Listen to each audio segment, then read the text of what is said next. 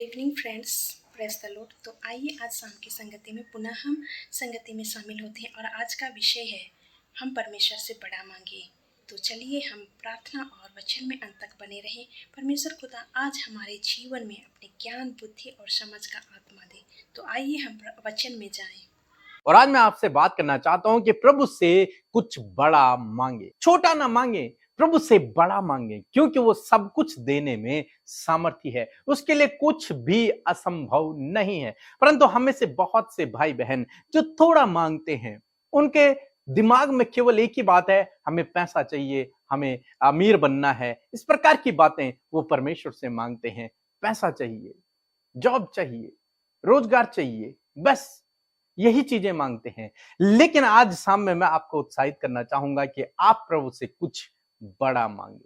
जैसे हम लोग एलिसा के जीवन में देखते हैं, जब एलियाह अपनी मृत्यु के निकट था, उसे पता चल गया कि अब मैं इस दुनिया से चला जाऊंगा, तब वो एलिसा को लेकर अपने साथ में गया और एलिसा ने उससे कुछ इस प्रकार से कहा। यदि आप मेरे साथ में निकाल लेंगे दूसरा राजा उसका 2 अध्याय और 9 पद, तो वहां पर कुछ इस प्रकार से लिखा है। उनके पार पहुंचने पर एलिय्याह ने एलीशा से कहा, इससे पहले कि मैं तेरे पास से उठा लिया जाऊं, जो कुछ तू चाहे कि मैं तेरे लिए करूं वह मांग।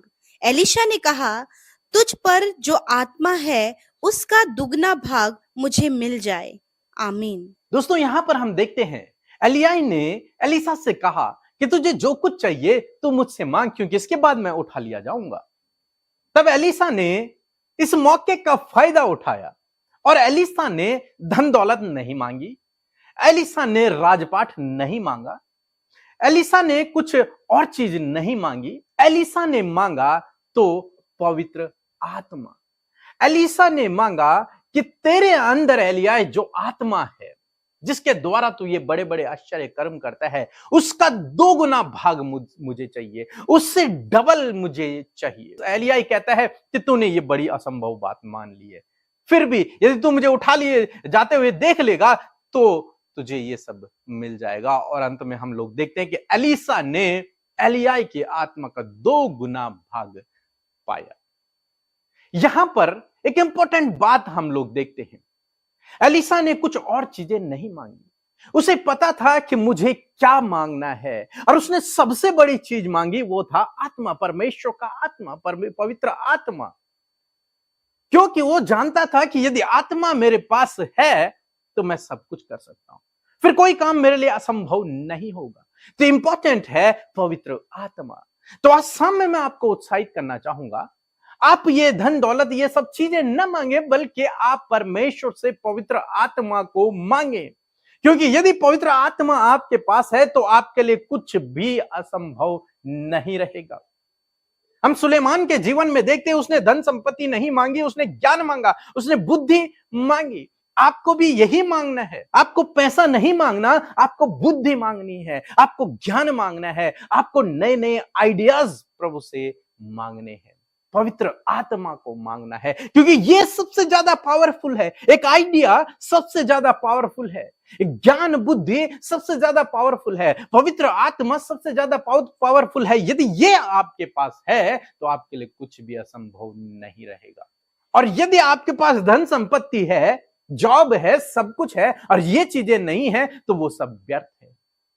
तो इसलिए आज शाम में मैं आपको उत्साहित करना चाहूंगा कि आप परमेश्वर से उसका आत्मा मांगे, पवित्र आत्मा को मांगे, ज्ञान मांगे, बुद्धि मांगे और आइडियाज मांगे, नए नए आइडियाज मांगे, और निश्चय प्रभु आपके जीवन में करेगा। आपको समझना है कि क्या मुझे मांगना चाहिए, क्या बड़ा है। जब मैं कह रहा हूं कि बड़ा मांगे, तो मेरे कहने का मतलब यह नहीं कि आप खजाना मांगे या फिर आप करोड़ों की संपत्ति मांगे, नहीं। कहने का मतलब है कि आप पवित्र आत्मा को मांगे, आप आइडिया मांगे, आप ज्ञान बुद्धि मांगे। जब आपको प्रभु ये देगा तो इस संसार की हर एक चीज आपके पास आ जाएगी। यहां पर जब एलिसा को यह दान मिला पवित्र आत्मा का, तो उसके द्वारा बड़े बड़े अद्भुत आश्चर्य कर्म हुए। बड़े बड़े राजा उसको देखकर डरते थे, घबराते थे, कोई उसके सामने नहीं टिक पाया।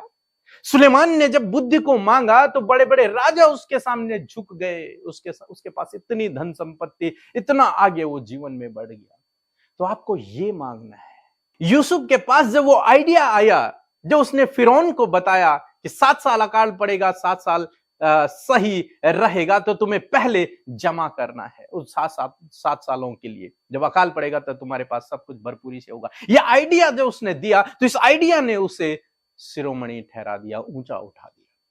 तो इन बातों को आपको प्रभु से मांगना है, न कि संसार की छोटी मोटी बातें। प्रभु मुझे घर दे दे, प्रभु मुझे कार दे दे, प्रभु मुझे पैसा दे दे, मुझे जॉब दे दे। यस, ये इंपॉर्टेंट है, लेकिन इनसे ज्यादा इंपॉर्टेंट ये है जो मैंने आज आपको बताया है। यदि ये आपको मिल जाता है तो ये सब चीजें आपको अपने आप मिल जाएंगी।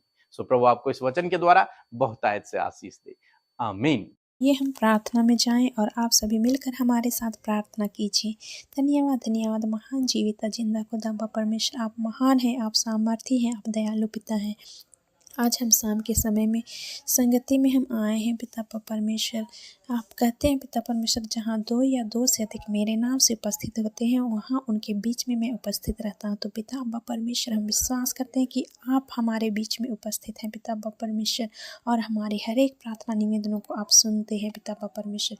धन्यवाद खुदा, धन्यवाद खुदा परमेश्वर। आज हम आपसे प्रार्थना करते हैं पिता परमेश्वर, आज के इस सुंदर दिन में मेरे खुदा परमेश्वर, आप हमें ज्ञान, बुद्धि और समझ का आत्मा दे मेरे खुदा परमेश्वर। जिस प्रकार सुलेमान राजा को पिता परमेश्वर आपने अपने ज्ञान बुद्धि से भरा पिता परमेश्वर, और जिस ज्ञान बुद्धि के द्वारा उनके जीवन में नए नए आइडियाज़ को दिए पिता परमेश्वर, जिसके द्वारा उन्होंने पिता परमेश्वर बहुत महान महान कार्य किए पिता परमेश्वर। हे पिता परमेश्वर, जिस प्रकार आपने नूह के जीवन में, यूसुफ के जीवन में और मूसा के जीवन में नए नए आइडियाज़ को दिए, उसी प्रकार आज हमारे जीवन में भी पवित्र आत्मा का ज्ञान को दीजिए मेरे खुदा परमेश्वर। नए नए आइडियाज़ को दीजिए पिता परमेश्वर।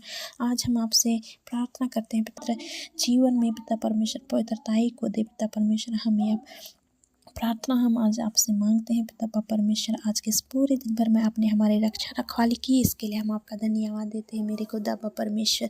जिस प्रकार पूरे दिन भर आप हमारी रक्षा रखवाली की, उसी प्रकार आज की इस रात में भी आप हमारी रक्षा रखवाली करना पिता परमेश्वर। अच्छी नींद को देना, और कल के नए भोर को पुनः हम आपके पवित्र चरणों में आकर आपकी स्तुति, आपकी महिमा गाने पाएँ पिता परमेश्वर। हर एक बातों के लिए हम आपका धन्यवाद देते हुए यह प्रार्थना यीशु मसीह नासरी के नाम से मांगते हैं, सुन और पूरा कर। आमीन।